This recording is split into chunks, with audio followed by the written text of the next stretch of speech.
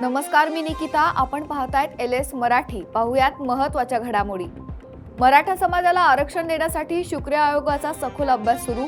आयोगाकडून अंधश्रद्धा, बालविवाह, आत्महत्या तसेच अन्य उपघटकांचा अभ्यास करून विश्लेषण. रात्री केतन अग्रवाल हत्या प्रकरणी पोलीस अधीक्षक संदीप गिल आणि फॉरेन्सिक टीमकडून लोहगडावर घटनास्थळाची पाहणी. तो कोणत्या ठिकाणी कसा पडला याचा पोलिसांकडून आढावा. मुंबई उच्च न्यायालयाचे न्यायाधीश आशिष चव्हाण यांची दिशा सलियन मृत्यू प्रकरणी दाखल केलेल्या याचिकेच्या सुनावणीतून माघार. तांत्रिक कारणास्तव याचिकेवर सुनावणी घेऊ शकत नसल्याचं त्यांच्याकडून स्पष्ट.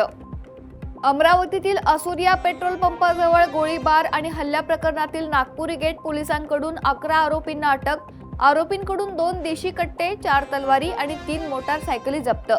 पुणे शहराला आजही पावसाचा येलो अलर्ट. पुढील 3 दिवस पुणे शहरासह जिल्ह्यात मुसळधार पावसाचा हवामान विभागाचा अंदाज. अमरावतीतील अंजनगाव तालुक्यात पावसाची दमदार हजेरी.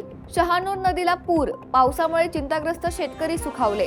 पाणी कपातीला पुणेकर वैतागले. पुणे महानगरपालिकेकडे पुणेकरांच्या तक्रारींचा पाढा.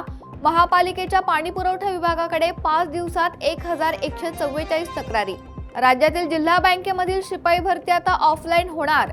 भरतीमध्ये स्थानिकांना 100% प्राधान्य देण्याचा राज्य सरकारचा महत्त्वपूर्ण निर्णय. केतन अग्रवाल हत्या प्रकरणात नीरज कुमार झाला माफीचा साक्षीदार. पुणे पोलिसांकडून जबाब नोंदवायला सुरुवात. या होत्या महत्त्वाच्या घडामोडी. पाहत रहा LS मराठी.